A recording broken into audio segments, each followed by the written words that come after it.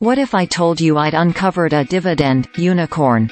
A stock with a 7.4% yield that's hiked its payout by 5 digits in the last 14 years? It's the kind of thing that breaks common investing wisdom. Most folks, after all, think you can have a high yield or a fast-growing payout, but not both. Verizon, VZ, is the classic case, with its 6.9% current yield. Sure, the telco's payout does grow, but only around a penny a year. On the other side of the scale is a company like Mastercard, MA, whose dividend has soared 500% in the last decade, from just 11 cents quarterly to today's level of 66 cents. The trade-off is that you'll only get a 0.6% current yield, but Mastercard investors don't care. They're too busy counting their gains, thanks to the 421% total return they've booked, as the dividend marched higher with the share price. To be honest, we agree with both sides of the dividend growth versus high-yield debate here at Contrarian Outlook. We seek out high, steady yields in our Contrarian Income Report service, whose portfolio boasts several stocks and funds yielding north of 8% as I write this.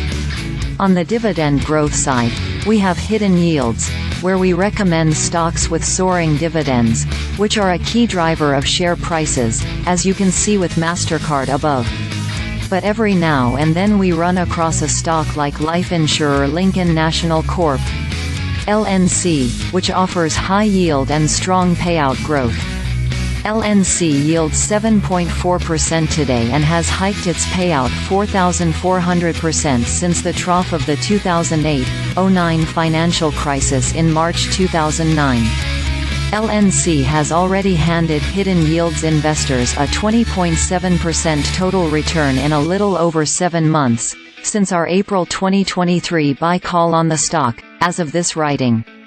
That translates to a 32.8% annualized return.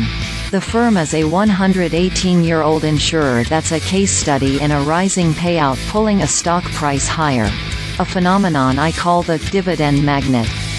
Consider the chart below.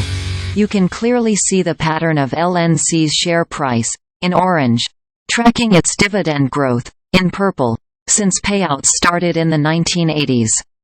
To be sure, management brought in a steep cut during the 08-09 crisis, but we can forgive LNC.